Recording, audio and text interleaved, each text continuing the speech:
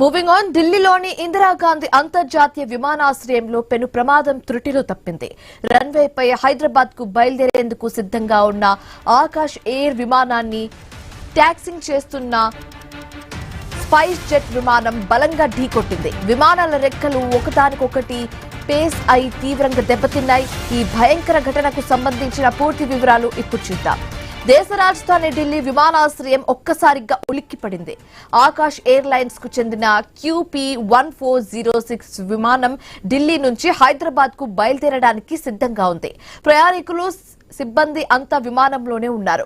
విమానం తన బేలో నిలబడి ఉన్న సమయంలో ఊహించని విధంగా టాక్సింగ్ చేస్తున్న స్పైస్ జెట్ విమానం నియంత్రణ కోల్పోయి ఆకాష్ ఎయిర్ విమానాన్ని ఢీకొట్టింది.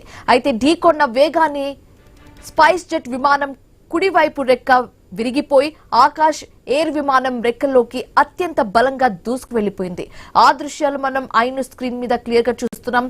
ఈ విజువల్స్ గమనిస్తే ప్రమాద తీవ్రత ఎంత భయంకరంగా ఉందో అర్థమవుతుంది. అత్యంత దృఢమైన మెటల్ తో తయారైన విమానం రెక్కలు కాగితంలా ఎగిరిపోయి ఒకదానికొకటి చిక్కుకుపోయాయి. సాధారణంగా air traffic control, ground staff మధ్య నిరంతరం సెకండ్ల వ్యవధిలో సమన్వయం ఉంటుంది. అయితే ఏ విమానం ఎప్పుడు కదలాలి, ఏ మార్గంలో వెళ్లాలి అనే దానిపై అత్యంత ఖచ్చితమైన ఆదేశాలు ఉంటాయి. కానీ ఇంత పకడ్బందీ వ్యవస్థ ఉన్నప్పటికీ అసలు కదలకుండా నిలిచి ఉన్న విమానాన్ని మరో విమానం వచ్చి ఢీకొనడం అనేది భద్రతాపరమైన ఘోర లోపాలను ఎత్తి చూపుతోంది. ఇది గాలిలో కాకుండా రన్వే పైన జరగడం అధికారులను సైతం విస్మయానికి గురిచేస్తుంది. అయితే ప్రమాదం జరిగిన వెంటనే అప్రమత్తమైన ఎయిర్పోర్ట్ అత్యవసర సిబ్బంది ఆకాష్ ఎయిర్ విమానంలోని ప్రయాణికులందరినీ సురక్షితంగా కిందకు దించేశారు. హైదరాబాద్ వెళ్లవలసిన ప్రయాణికుల కోసం ఎయిర్లైన్ యాజమాన్యం ప్రత్యామ్నాయ ఏర్పాట్లు చేశారు. అదృష్టవశాత్తు ఈ ఘటనలో ఎవరికీ ఎటువంటి గాయాలు కాలేదని, ప్రయాణికులు మాత్రం తీవ్ర భయాందోళనకు గురవడం మాత్రం కనిపిస్తుంది. స్పైస్ జెట్ విమానం రెక్క పూర్తిగా ట్విస్ట్ అయిపోయిన దృశ్యాలు చూస్తున్నాము.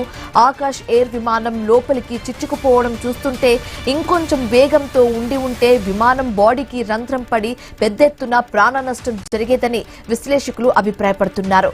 ప్రస్తుతం ఈ రెండు విమానాలను అధికారులు గ్రౌండ్ చేశారు. DGCA ఈ ఘటనపై తీవ్రంగా స్పందించింది.